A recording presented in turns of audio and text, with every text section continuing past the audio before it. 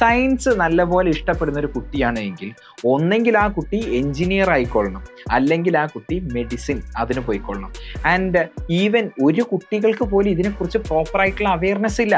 അല്ലെങ്കിൽ ഐസറിനെ കുറിച്ച്, Indian institute of science education and research ആണ് ഐസർ എന്ന് പറയുന്നത് എന്ന് പോലും അറിയാത്ത കുട്ടികളാണ് എൻ്റെ മുന്നിൽ അന്ന് 4 വർഷമായിട്ട് ഞാൻ കണ്ടുകൊണ്ടിരുന്ന കുട്ടികൾ.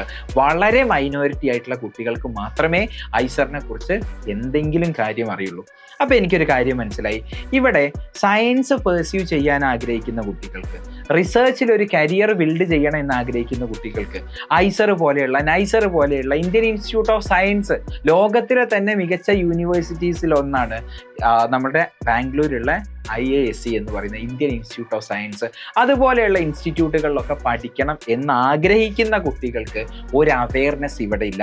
പ്രോപ്പറായിട്ടുള്ള കോച്ചിങ് ഇല്ല, പ്രോപ്പറായിട്ടുള്ള മെൻറ്റർഷിപ്പ് ഇല്ല, അതിനെക്കുറിച്ച് ധാരണയില്ല. അതിൻ്റെ എക്സാമിൻ്റെ പാറ്റേൺ പോലും, അതായത് ഫിസിക്സ്, കെമിസ്ട്രി, മാത്സ്, ബയോളജി ഈ ഒരു സബ്ജക്റ്റിൽ നിന്നുമാണ്, 4 സബ്ജക്റ്റിൽ നിന്നുമാണ് എക്സാമിന് ക്വസ്റ്റ്യൻസ് ചോദിക്കുക എന്നുള്ള പാറ്റേൺ പോലും അറിയാത്ത കുട്ടികളെ ഞാൻ ഒരുപാട് കണ്ടു.